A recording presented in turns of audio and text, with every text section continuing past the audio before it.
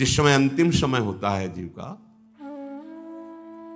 या जिस समय गर्भ में होता है, दोनों स्थितियों में, गर्भ में उसे बहुत जन्मों की याद आती है, तो वो व्याकुल हो जाता है। ऐसे ऐसे कर्म उनके परिणाम से इस गर्भ में, एक बार प्रभु, एक बार मुझे निकाल दो, मैं जाकर के मानव देह में ऐसे सत्कर्म करूंगा, ऐसा भजन करूंगा कि दोबारा मां के गर्भ में ना आना पड़े। जब अंतिम समय होता है तो जितने इस जन्म में दुष्कर्म या सत्कर्म के, सब सामने घेर लेते हैं।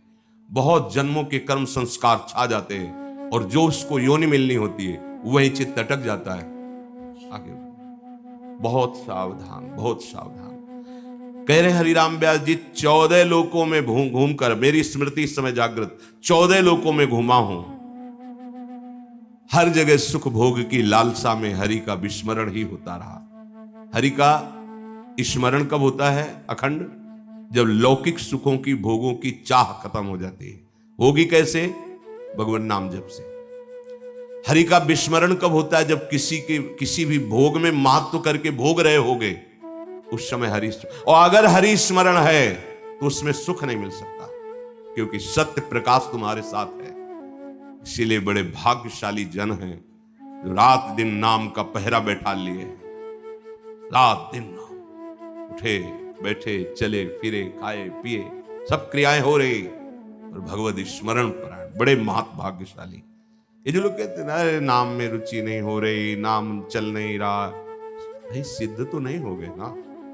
रुचि तो भोगों में है, अब नाम अरुचि पैदा करेगा भोगों में, फिर नाम में जब रुचि आएगी तो नामी का रूप झलकेगा।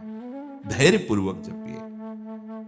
14 भुवनों में घूम आया, इसी स्वार्थ ने सुख भोग की लालसा ने हरि विस्मरण कराया। हरि विसरायो। करोड़ों ऐसे अपराध किए जन्म जन्मांतरों में, जिन्हें ब्रह्म हत्या कहते हैं, पंच महापाप कहे गए हैं। कैसी बुद्धि मलिन हो गई है कि इन पंच महापापों को हम मनोरंजन समझते हैं, सुख का साधन समझते हैं। मदिरा पीना, पर स्त्री गमन करना, द्वित कीड़ा, हिंसा, स्वर्ण चोरी, ये 5 महापाप है। बोले हम तो हिंसा नहीं करते। अगर मांस खाते हो तो हिंसक ही हो, वही दंड मिलेगा जो हिंसा करने वाले को मिला है। वैसे जैसे कोई गौ हत्या करता है और आप मांस खाते हैं, तो बिल्कुल वही हत्या आपको प्रताड़ित करेगी, आपको जलाएगी, आपका नाश करेगी। कोटि गाय ब्राह्मण मारे को ताप पाप उपजायो। ब्रह्म हत्या जैसा पाप लगता है। देखो कैसी मलिनता है। इसको हम आनंद समझते हैं, मनोरंजन समझते हैं। यह है भारी विपत्ति संपत्ति की।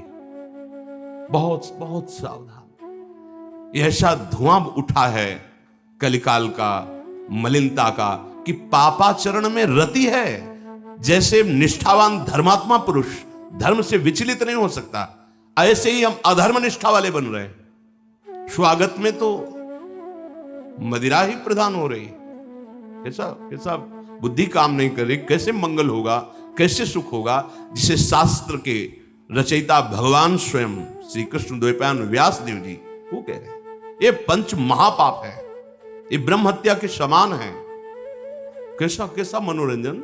मित्र मिले, क्या स्वागत में मदिरा रखी जाए, और बहुत भाई धनी है, ऐश्वर्यवान, तो मांस भक्षण और व्यभिचार, मनोरंजन के लिए द्वित कीड़ा, दूसरों का धन अपहरण करना, हिंसा करना स्वभाव। क्या हो रहा है? बोले पाप ताप उपजायो, भारी ताप। कल जो है किसी को पूरी चमड़ी सड़ रही है, पूरी चमड़ी, चिल्ला रहे, पूरी चमड़ी उधेल रही, खून रक्त ऐसे मक्खियां भिन भिना रही। क्या हुआ? कर्म बिगड़ गया, मानव देह मिली, जीना मुश्किल है, प्रतिपल आह। अब जब तक जिए तब तक वो चीखता रहेगा। अर्थ नहीं है औषधि के लिए, कोई पास नहीं जा रहा है।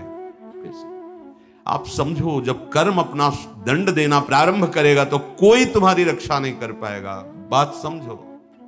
हरिराम व्यास जी कह रहे हैं, कोटि गाय ब्राह्मण मारे को ताप पाप उपजायो।